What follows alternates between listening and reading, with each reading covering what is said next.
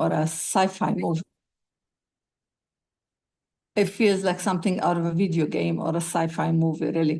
This advanced form of electronic warfare has left people numb and terrified, afraid to touch their cell phones and questioning everything around them.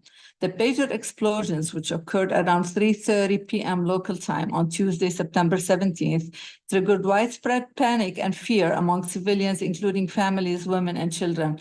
At least 26 people, including 2 children, were killed, and thousands more were injured as the devices detonated unexpectedly in grocery stores, supermarkets, and shopping malls. The suddenness of this blast instilled a level of fear beyond anything we could have imagined. I bring up these recent attacks on Lebanon because they leave me overwhelmed with fear and anger, really. Fear knowing that a country can so blatantly disregard the international call for peace and an immediate ceasefire in Gaza. In a resolution passed during the 10th emergency sessions of the Security Council, September 18, 2024, the United Nations General Assembly, by a vote of 124 in favor, 14 against, and 43 absent, called for Israel to comply with international law. The resolution demanded that Israel withdraw its military forces, immediately halt all new settlements, activities, and evacuate settlers from occupied lands, and dismantle parts of the separation wall within the occupied West Bank. This is from the news and the UnitedNations.org. Dear friends, excellent reporting and journalism are defined by accuracy and a commitment to the truth. A journalist practicing these values conducts diligent research, verifies relevant facts, and consults multiple credible sources to present a well-rounded and true story. The documentary, The Night Won't End, reporting is deeply investigative, drawing on first-hand accounts from those affected by the violence, as well as experts' commentary on U.S. diplomatic strategies and military support. Through a combination of interviews, on-the-ground footage, and historical analysis, the film presents a compelling narrative that questions on the role of American power in the Israeli-Palestinian conflict. The reporting aims to shed light on the human cost of the conflict while holding global leaders accountable for their actions and policies. I welcome with us Mr. Sharif Abdul Quddus. He's an independent print and television journalist based in New York and Cairo. He has reported from across the Arab world, including Egypt, Palestine, Syria, Libya, Yemen, Iraq, Bahrain, and Algeria, as well as from across the United States and internationally. He received a George Polk Award for his investigation into the killing of Palestinian journalist Shireen Abu Akleh, an Emmy Award for his coverage of the Trump administration's Muslim travel ban, and an Izzy Award for his coverage of the 2011 Egyptian Revolution.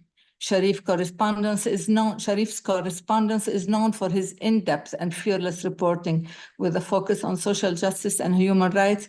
Quddus has covered a wide range of pressing global issues, from conflict zone and political upheavals to stories of marginalized communities.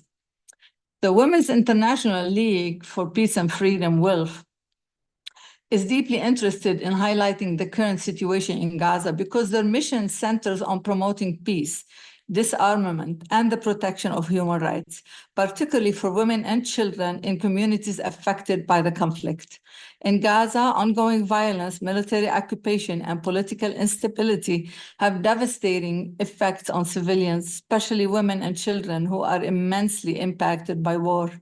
Imagine the Ministry of Health in Gaza has released a 649-page document detailing the name, age, gender, and ID number of every Palestinian killed in Gaza.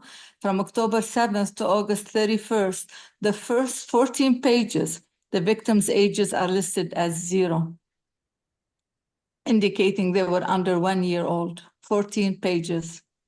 By drawing attention to this crisis, the Middle Peace and Justice Action Committee aims to advocate for peaceful resolutions, uphold international laws, and empower women to take active roles in conflict resolution and peace-building efforts.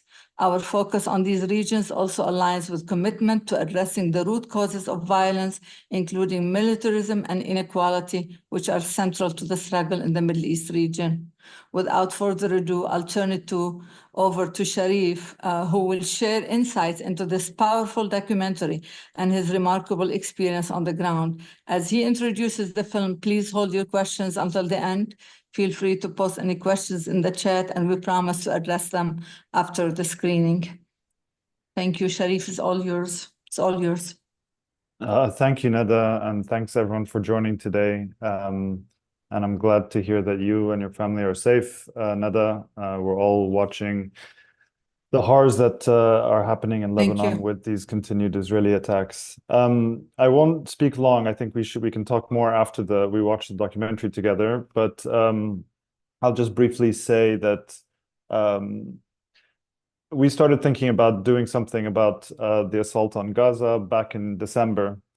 And it's very hard to try to tackle what's happening there because it is such a widespread assault.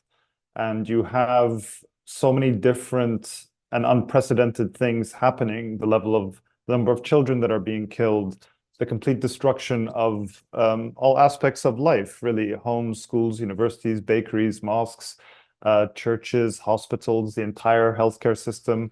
You have a forced starvation, you have flower massacres and assassinations, an unprecedented number of journalists being killed, unprecedented number of UN workers being killed. So it's difficult to know even where to begin. And we don't try to encapsulate everything that's happening to Palestinians in Gaza. But what we did do is as we're watching this genocide mostly unfold on our phones, with these short kind of videos that are being put up by Palestinians in Gaza and by journalists in Gaza, we wanted to take a more in-depth look and stay with families for a longer period. So we focused on 3 families in Gaza and their experiences of trying to find safety, which is impossible in Gaza. There's nowhere safe to be. And what they go through, they all lose family members. They are kind of microcosms of the larger things that all Palestinians are facing in Gaza. So, and finally, I'll just say that normally when we work on documentaries, we're there on the ground. Israel and Egypt, which has the only border not controlled by Israel with Gaza, have not let in journalists since October 7th into Gaza. So no journalists have been allowed in except a few on these very brief embedded visits with the Israeli military. This is an assault on press freedom, and it puts the labor of covering this war, covering this genocide, all on the Palestinian journalists in Gaza already. And so we relied on this incredible team in Gaza to do all the shooting for us there, all the filming. And I'll talk about this afterwards. They really had to undergo a lot of difficulty and danger as they were filming for us. And so this film is really a tribute to their work. And we'll talk about that afterwards as well. So without further ado, we can watch the documentary. Thank you. Thank you, Sharif. I translated a lot of it, and particularly hard was Hind's call with the paramedics. That was almost a 3-hour phone call, and I translated about 45 minutes of it.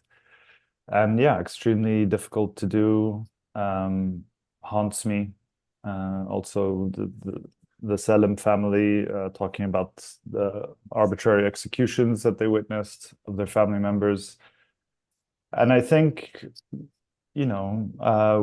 journalists shouldn't be robots. We're not supposed to, people pretend that, you're supposed to be neutral or not have a political opinion or not feel about what you're covering in order to cover it well. I don't think that's true at all. I think that in order to cover it well, you do need to feel everything. And as long as the reporting is then accurate and well sourced, then you get kind of the best coverage that you can do. And so we were very careful in documenting, for example, Hind's case, to get as much evidence as possible, even though it's quite obvious what happened. This has happened so many times.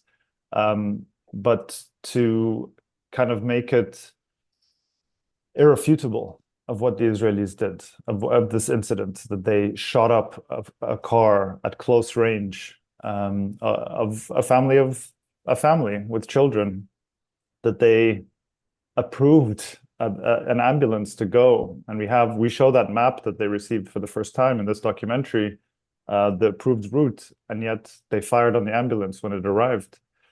And we did a lot of documentation of that last incident you heard of the Selim family, when Israelis stormed their apartment and executed the men. We had multiple sources, talked to multiple sources. We matched text messages at the time, and that were time-stamped. They were communicating with family members saying the same thing, calls. We're lucky that with Al Jazeera, that Al Jazeera is on the ground. They're the biggest network on the ground that's covering what's happening. And so we had the report also of them when the day after they were taken to hospital, and you can see their injuries, and they're describing the same incident. And what's very frustrating is that the State Department, for example, has been asked about Hind's case many, many times in news briefings. There's some great reporters who do not let it go, and they keep asking. And, in one of the responses, they said that the Israelis are still investigating. They have not heard. They contacted the Red Crescent and the UN with questions, and that they have not heard back. And they said that they weren't in the area on the ground that day.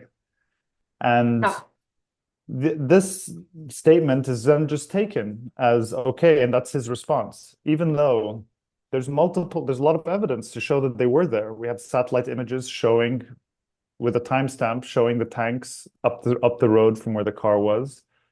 We have the chilling testimony of two Palestinians, Hind and Layan, recordings of them on the phone saying, there's a tank right next to us. There's a tank right next to me.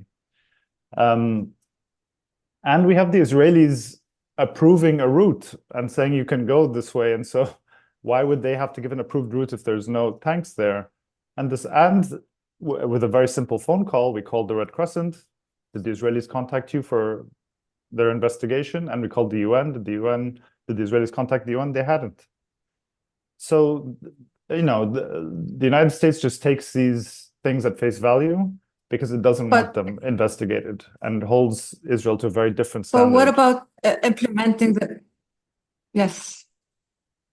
What about implementing the Leahy laws, what we were talking about? Because I do have a question in the audience, and it's from Maisa Khatib. She's saying, thank you for this critically needed documentation. Is there a plan or strategy in place to reach a larger global audience and engage with international legal entities? So that's where it brings us to the Leahy law somewhere. Yeah, I mean, the US is not, as you heard, multiple people, Josh Paul, the former State Department official, you heard from Agnes Kayamard, the executive director of Amnesty International, and others, saying that the US is not enforcing its own laws. So the Leahy laws are supposed to prevent, Israel has an exception in the Leahy law, actually, that the way the Leahy law works is you're supposed to first vet the unit that you're about to send weapons to and arm, and then it gets approved, and then those weapons go. With Israel, and I think maybe Egypt, the weapons go before any vetting is done, and then retroactively, if there's an accusation of a war crime, they then investigate that accusation. And despite this, even with this exception, we've seen multiple allegations of war crimes, and the investigations go nowhere, because the United States relies on Israel to investigate itself. And Israel has shown that it does not, these investigations are not designed to reach any form of accountability. They're designed as a smokescreen. And even the largest Israeli human rights group, B'Tselem, for many years would cooperate with the Israeli military, submit evidence of war crimes, try and push for different investigations, until a few years ago, they decided officially as an Israeli human rights organization that they're not going to cooperate with the Israeli military anymore, because they're complicit in what they call a legal Iron Dome, which is just a cover-up, basically, for these crimes. These investigations never go anywhere. In very, very few cases, they do hold a soldier or two accountable for something. It's usually a light sentence, and that's to keep this veneer of a functioning system. But as we've seen, we just showed just the stories of 3 families. And as you heard the Red Crescent person say, Hind story, how many are there? Are there 1,000 Hind stories, 10,000? We know that, at least something like 16,000 children have been killed in this war so far.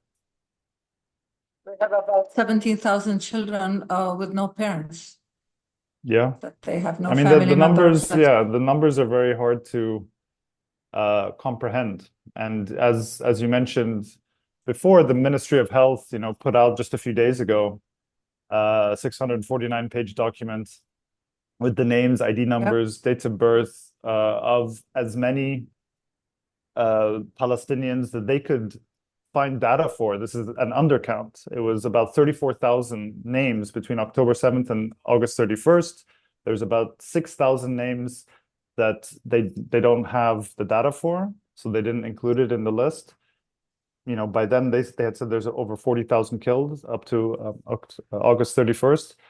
And that is itself an undercount. Every day, the Department of Health, the Ministry of Health puts out the daily death toll as much as they can confirm. And those are only the bodies that pass through a hospital or a morgue, or that they actually can document and prove. And every day it says there are more victims under the rubble that we can't reach, and they're not included in this count. So I don't think we're going to know the true toll of this war for many years, if ever. Gaza has been turned into a massive open graveyard. If we have some echoing questions from the audience, and they're all asking about next steps. What do we do next? I would like to turn it to Jen, because I think we have Barbara Taft with a list, and then we have some list of actions that we are suggesting. We like to get to that and have you with us and discuss them as we go. Maybe that could be a tool for our audience. So I'm going to turn it to Jen now. All right. Thank you, Nana, and thank you, Sharif. I was trying to see if Hanan is here. Hanan, would you unmute yourself and let us know you're here if you have been able to reach us?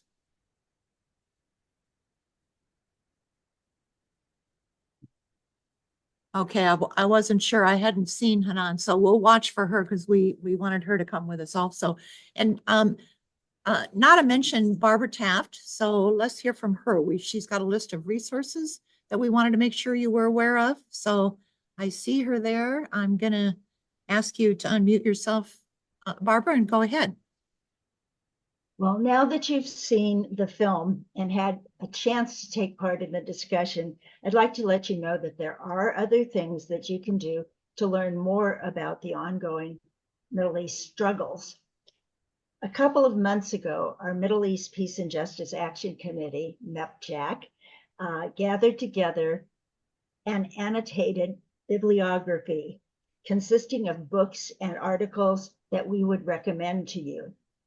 It's not a complete listing, but it is lengthy, and you will be able to find out about more online.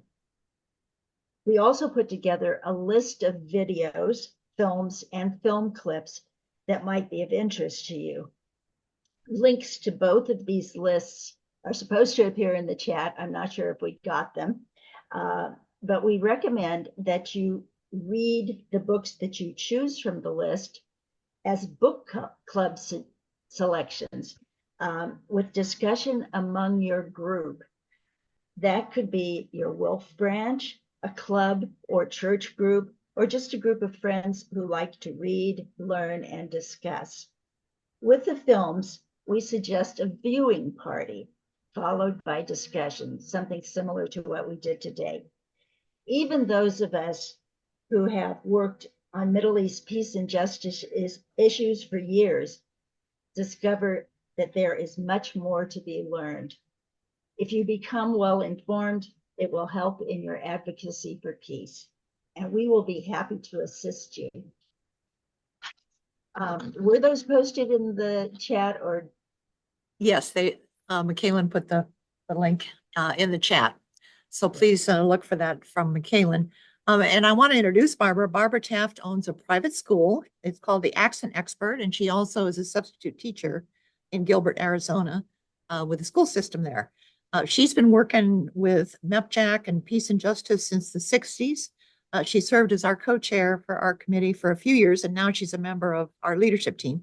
She's traveled extensively and did her master's thesis in political science on the Palestinian-Israeli conflict. And thank you, Barb, for discussing the list that's now in the chat. Thank you. Yeah, thank you. So I'm going to show some other ideas that we have come up with regarding action steps. Let's see if I can find it here.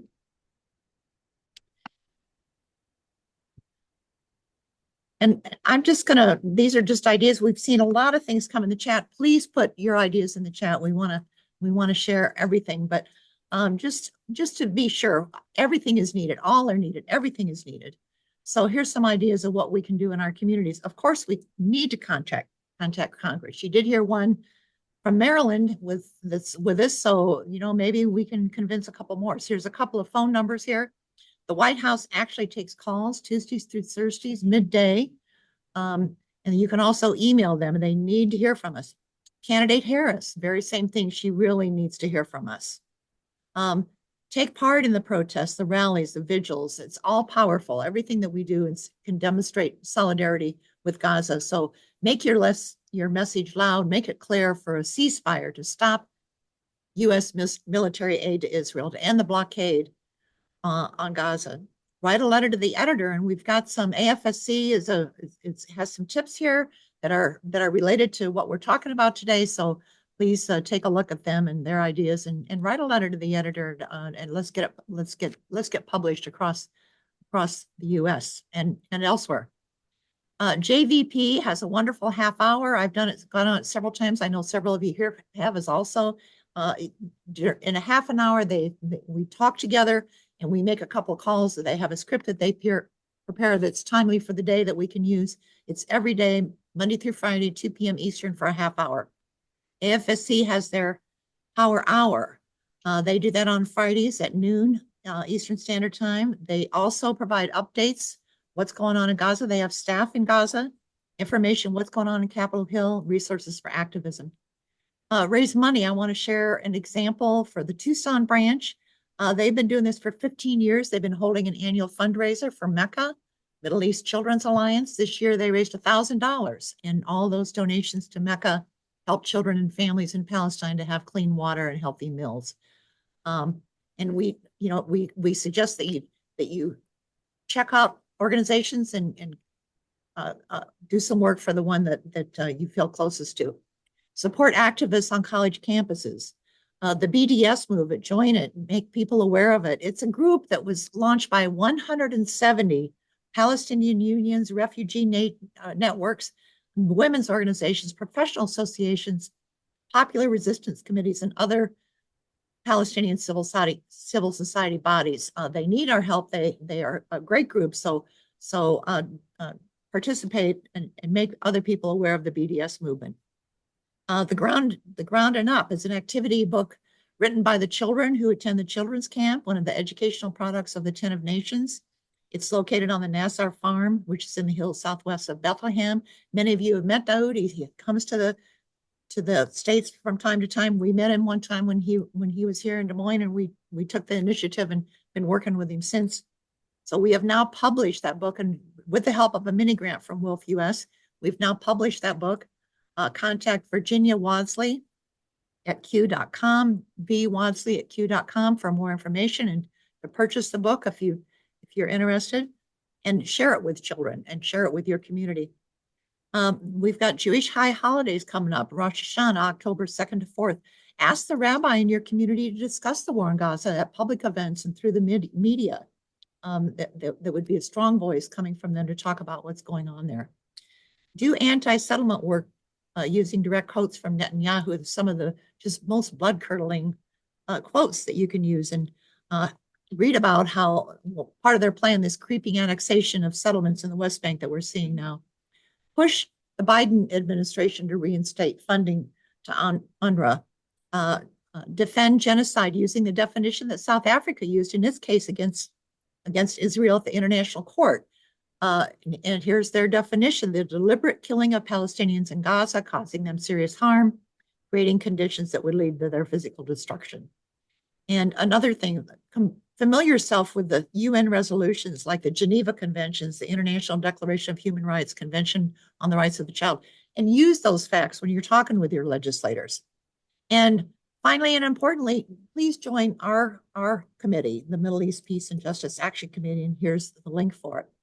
And we're also asking you to put your ideas in the chat, and let's see if we can find any of those and talk about any of those. Nada, have you had a chance to look and see what we've got out there?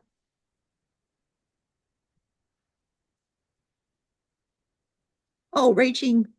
Oh, okay. Sorry, I'm just adding my presentation that have stats to that could help a lot. I just added to the chat. I didn't see any questions. If anybody have a question, please put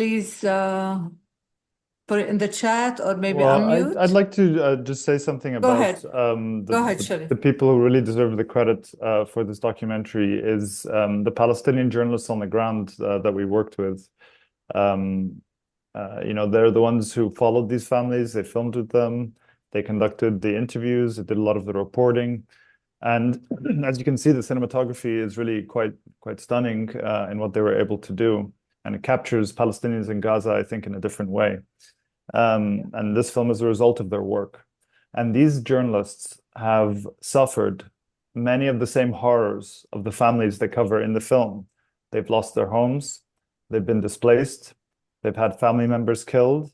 They're suffering from hunger. They have very little food. One of the journalists one day was telling us how they managed to find a can of beans, and they shared that was their dinner for 10 people, one can of beans. They're constantly hungry. It was very difficult for them to move around. There's no transportation or cars because there's no fuel. So they're taking donkey carts, so they're just walking to these different places. So this film is a testament to their courage and to their determination to tell this story. One of them, a photographer and videographer, Hussein Jaber, his 4-year-old daughter, Salma, was killed by Israeli forces right before his eyes. This was in December, and they were fleeing their home in Gaza and literally running. And Salma was running, and she got hit in the neck with either shrapnel or a bullet, and she fell into his arms and she died. And he was himself hit in the arm and had to have surgery during the production. And journalists, the figures vary, but as many as over 170 journalists have been killed since October over the past year. So that's the rate of a journalist being killed once every 2 days for a year. We have not seen anything like this in modern history. And I think it's shameful that the corporate media in this country, legacy media, have not shown the right amount of solidarity with their colleagues who are being killed. This is not a threat to just Palestinian journalists. This is not a threat to Arab journalists. This is a threat to journalists around the world. And they're being killed in record numbers. And there should be black banners on every newspaper every day for what is happening. And there's not the right level of solidarity. There's not the right level of accountability. And much of the coverage of this conflict, it's not even a conflict, much of this coverage of this genocide has been so atrocious. There's been studies done that just barely lay out the facts. Like The Intercept did, compared 1,000 articles from the New York Times, the Washington Post, and the Los Angeles Times, and the words used to describe the deaths of Israelis versus Palestinians. For example, the word massacre or horrific or slaughter was used something like 64 times to 1 compared to Palestinians. Palestinians often are in a passive voice referred to. So Palestinians die while Israelis are killed. And this kind of coverage, and it goes, way beyond this, and in much more egregious, actually faulty reporting, where we saw the New York Times publish an article that they won awards for, which claimed that Hamas deployed a campaign of mass rape during October 7th and weaponized sexual violence. And this article doesn't have really any evidence in it. It's been challenged very severely by other journalists. And even some of the families mentioned in the article had issue with it, the Israeli families, because it was incorrect. And that kind of, I think, reporting helps lay the groundwork for this war to continue and for the US arming of Israel to continue. And so media coverage is very important. And I would add just finally that in addition to these, I think, very important steps that you laid out, supporting independent journalism is vital also, because we only know what's happening in Gaza because of the incredibly brave work of Palestinian journalists in Gaza and some of the reporting of people who uplift their voices and uplift their coverage. Absolutely, I agree. And thank you. I do have a question. We do have a question from McKaylee and for you, Sharif, and then we're going to take questions that I see the hands up. I want to read McKaylee's question. She said, I don't have the words to thank you, Sharif. Do you see a connection between the abandoning of international law with an abandonment of US laws domestically? In particular, state violence against unarmed protesters and the training of US police with IDF soldiers? Yeah, I think there are connections. I think, what we have to make clear, international law wasn't some magical system where people are being held to account. I think since 9/11, it's been eroded very systemically by the United States itself. We saw Guantanamo Bay and, a designation of unlawful combatants instead of prisoners of war, torture, surveillance, multiple invasions, extraordinary rendition. All of these things were chipping away at this post-World War II international order that was supposed to protect us from the worst atrocities. But what people like the head of Amnesty International were saying was what Israel has done in Gaza since October is at another level, and it has just shattered this system because these crimes there's so many unprecedented levels of violence that are happening. And not only is Israel not being held to account, they're being protected and armed repeatedly and funded repeatedly and replenished with these bombs over the past year to continue this. So, the next time a country does anything, Russia or, a country that's a supposed enemy of the United States, the international community has no ground to stand on to say, well, you're committing war crimes, because they have, protected and facilitated all these war crimes by Israel. And I think for a long time, the gloves were off in terms of how the US and Western nations deal with mostly the global South, but now the mask is off and we're seeing very clearly what's happening. And so, yes, these things help facilitate a breakdown of law and order, I think, in general. And so the US is also violating US law, not just international law. So there's a longstanding law in the books that the US cannot send funding to a country that's deliberately withholding aid, US aid. And Israel is doing that. Israel's preventing US aid from entering Gaza. So the US is violating its own laws in this way. And I think, yes, the violence that we see perpetrated against Palestinian bodies, a lot of weapons testing is done by Israel on Palestinian bodies. We see, these quadcopters that are firing on Palestinians in Gaza. We've seen drones fire tear gas. This is a longstanding practice, and these technologies and these weapons are then exported to the rest of the world. And, we usually end up seeing them in the United States and methods of surveillance and so forth. So So I think, yeah, this is the future awaiting all of us unless we stand up. It's the most raw, naked form of colonialism and brutal colonial violence. And it's something that I think everyone needs to fight against. Unless we do more of what we're doing tonight, every day, every moment. We have a question from Barbara. Go ahead, Barbara. Unmute yourself. Barbara Taft. I'm not muted. It's a sentence and also a question. The sentence first. Apparently, our book list and our film list are not in the chat. And so I have placed my email. If anybody wants to get those lists, email me and I will send you the links to those. Thank you.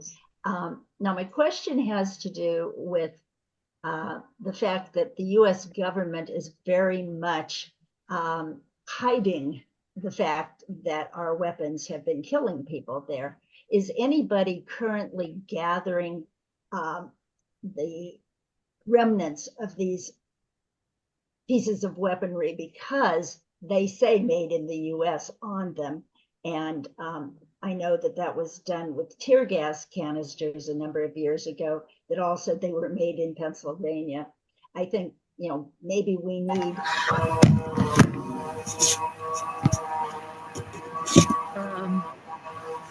I don't know what that.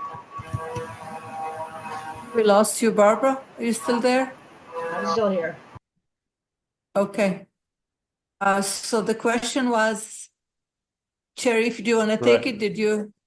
Sure, yeah. There has been, I mean, as you saw in the film we just watched, for example, the munition that hit the ambulance, there was photos of that, and the actual munition itself, I believe, is with the Civil Defense Forces in Gaza. It's very hard to prove whether that's the actual shell that hit the ambulance because there was a lot of them in the area because there had been shelling. 75% of the weapons that Israel uses are provided by the United States. The second largest provider of weapons is Germany. But there has been documentation already, very rigorous. So we heard Agnes Kayamar, the executive director of Amnesty International. They've put out several reports already investigating specific incidents where they conclude that US weapons were used in attacking civilians. And they've put out those reports, and they said that the US has not objected to the veracity of these reports and that they've presented these to the United States, but there has been no action taken. So I think, yeah, documentation is very important, and well, you know, for these weapons to be gathered, but yeah, you have to understand, of course, what's happening in Gaza. It's not very easy to do that, also because Israelis come in, they raise the entire area. But I don't think, you know, any serious observer would doubt that US bombs have killed civilians in Gaza. Evidence is very important, and some of it is being documented by human rights groups and by Palestinians there.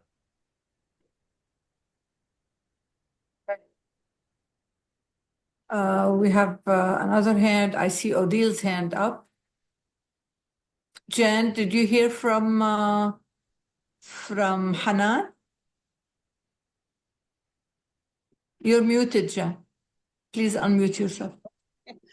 Hanan, if you were able to join us, would you please unmute yourself and say so? And then I'd get the honor of introducing you, and we would really like to hear from you. So if you're here, Hanan, please unmute and yell out to us.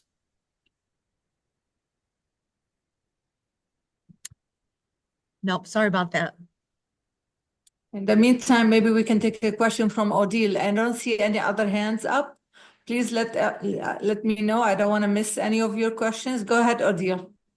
Well, some years ago, I visited an hospital in Gaza, and the doctor kept all the bullet in a glass jar, and we found out that they were made in San Jose, near San Jose, in a factory. So Barbara might know about that, but anyway, we did find out exactly where they were made, and we kind of picketed that factory near San Jose. And that's what we need to do. We need to find where they are made and then put a picket around it. Thank you, Odile. Anybody else? Anybody have a question for Sharif? We're supposed to be joined by Hanan Awad, Dr. Hanan Awad, President of Palestine Wolf. And I don't know, I hope she can still join us.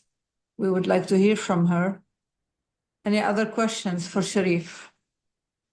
In the meantime, Sharif, I want to share this with you and see if you have experienced anything like that. I don't know if you're familiar with Alex Smith. He's a senior advisor on gender, maternal, and child health and nutrition. He was recently giving an ultimatum to either resign or be fired after USAID leadership canceled his scheduled presentation on Palestine child mortality. In his resignation letter, Alex Smith to USAID administrators, he criticized the agency for treating the Gaza conflict and Palestinians differently compared to any other global humanitarian crisis, which echoes what you were saying, Sharif, earlier. Smith's presentation titled An Intersectional Gender Lens in Gaza was set for May 22, at a USAID conference. He had submitted the proposal back in February, and after a rigorous review process involving 3 interviewers, it was selected as one of the few out of 365 submissions. However, the day before his presentation, USAID's leadership instructed him to avoid terms such as Israel-Gaza border or Palestinians, and rejected a UN showing map of the Gaza 2022 borders. So his session was subsequently canceled, and all reference to it were removed from the conference materials. So this is definitely echoes what you were saying earlier. On the same day, Smith went to present Israel's Minister of Strategic Affairs publicly, claimed that there had never been a famine in Gaza, a statement Smith denounced as misinformation. He expressed frustration, noting that silencing accurate, data-driven information about humanitarian issues, especially at a gender equality and a human rights conference, could mislead millions. And Sharif, I think you already covered some of that in your earlier discussion. Yeah, I mean, I would encourage people to, here, I'll put it in the chat, the interview with Alex Smith that was done in May with Democracy Now! That was the first time he spoke out about it, what happened. And we've seen, multiple people resign from the administration in protest over its policies backing Israel over the last year. So we've seen multiple people resign from the State Department, people have resigned from the Pentagon. And yeah, I think, they've tried the internal channels of dissent. There's an official dissent channel, for example, in the State Department for officials to voice their complaints. There's been meetings held at the White House and elsewhere with White House staff who are deeply, deeply troubled and upset over the administration's continued backing of Israel. But we've seen no change in policy. And so we've seen multiple resignations of people as a final act of protest against. They don't want to be complicit in what's happening and take a stand. And Josh Paul, who's in the film, was the first to do so. I wonder if we can compile these people and anybody that has left refusing to be complicit of what's happening, to have them unite in some sort of an action or something. It would speak volumes hearing from so many people. There is a question in the audience from Odile. I see your hands up, Odile. Go ahead. Did you see the question from Laura Dewey? Which countries beside Germany are considering withholding weapons to Israel? I'm not following that closely, which ones. I know Germany very recently announced that it was going to halt weapons shipments, which is a significant development. The United Kingdom withheld a small fraction of weapons to Israel, I think only about 1/10, and a certain type of weapon. I'm not sure. I think Spain, but I don't think Spain was providing much weapons to Israel, but they've also done that. And I think we've also seen interesting actions by longshoremen and dock workers in places like Seattle, but I'm sorry, in Washington, Seattle, and places around the world, in Italy, where they refuse to allow a ship to leave that's carrying weapons going to Israel as an act of protest. So direct actions like that, I think, are important as well. Yeah. My question was, today there was all this explosive device in Lebanon, and they say it only reached Hezbollah. But is that true, or why, it's affecting a lot of civilian people, it seems? Yeah, I mean, I think again, the coverage of this has been very problematic, but can you imagine 3,000 bombs going off at the same time across a country? First of all, Hezbollah, not all of these people who are part of Hezbollah are fighters. Hezbollah is a government structure also, and a lot of these people are just personnel, they're bureaucrats, or so there's that. It's also, they're going off in civilian areas. A lot of civilians, children have been killed. Many lost their eyes, and people have been very badly maimed. There's no question Human Rights Watch put out a report that day saying that this type of booby trapping in civilian areas is a war crime and against international law. Yes. So it's very, very dystopian. I mean, I've been, maybe Neda can speak more to this, but my friends in Beirut and other parts of Lebanon, I've never heard them this way. And, people in Lebanon have gone through a lot. But the sheer psychological terror that this instills in a population, that, I have friends who don't want to leave their homes. They're unplugging all their electronic devices in fear. Can you imagine that you're afraid your phone is going to blow up or something? It's just beyond the pale, really, what they did. And a lot of the reporting that I've seen here has been how ingenious this was and what a technological marvel, and kind of marveling at this tactic. The way of killing people. Yeah, I mean, it's very dystopian. It's very dystopian that you're just there, your page, and the pagers went off before and they beeped. So people were then picking them up, looking at them. And so when they went off in their faces.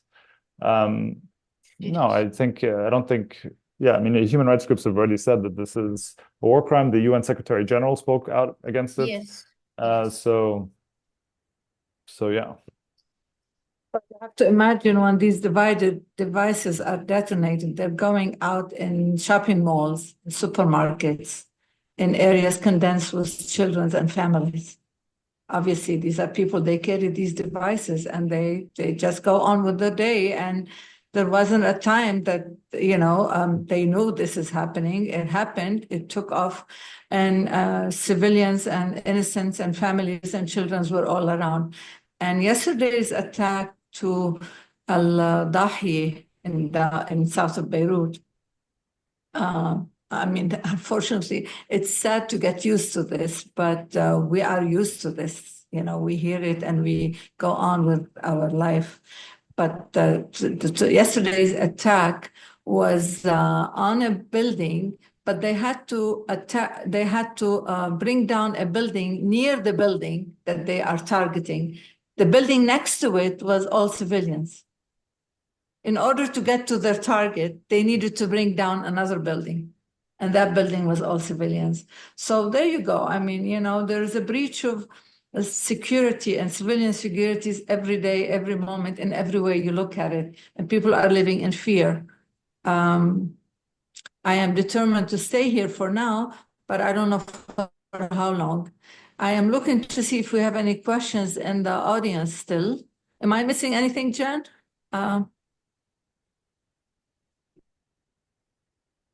Jan, you're muted. I keep getting to do that. Am I missing anything? I don't see any hands up, so I think there may have been some in the chat. So, Oh, and we in the chat, does someone want to do a haven't hand heard up? from Hanan Awad, right? Yeah, Hanan, are you there? I've been scrolling and haven't seen her, I don't so. see her. I don't see her. Well, if we don't have any Okay. questions, I want to remind everyone to save the chat. If you have any more questions for Sharif, please go ahead. And please We remember to cannot save this save chat. it. We cannot have- save it. There is no button to save it. You should. It's a square bottom at the bottom, and No, I agree. I tried to save it and did not save. So if somebody does have the capacity to save it and email it, I think that would be a great idea. Yeah, I'll do my best. I am saving it, so I know I can get it to Louise and Odile and Cindy. I just don't know if I can do it to everybody. So if there's Did you- somebody else that I missed, Okay. let me know.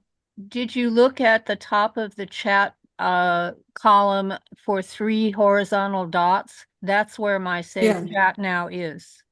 The Yes. dot- yeah. That's it. And then hit save chat and it asks you where you want it to go. Right. We'll- It we'll goes in your stay- computer. Oh, Should yes, ask. thank For you, anybody- thank you. For anybody that needs help with that, we'll stay on a little longer. But for the rest of you, I would like to thank everybody for being here. I want to give you a big reminder. We got elections coming up. Tuesday, November 5th. It's important that we elect people that advocate for an immediate and unconditional ceasefire and upholding universal human Nobody. rights. So bird dogs and people, get the question out there and let's see if we can get some candidates to show up here.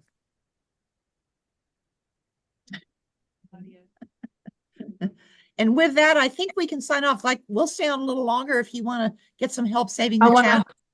Thank I you. want to thank very Sharif. much. Thank Sharif for your time. Thank you. Yes, Thank thank you, you Sharif, everyone. so thank you so much Thank for you your so much. time. Thank you. Thank you.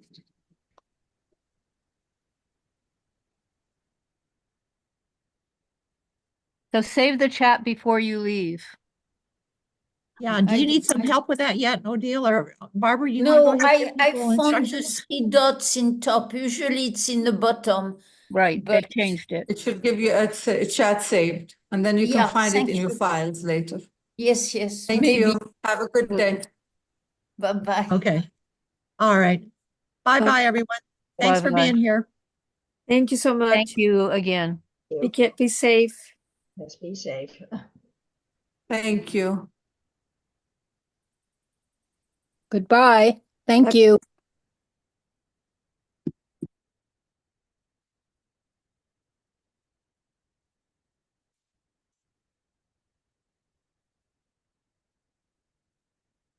Okay, thank you, everyone.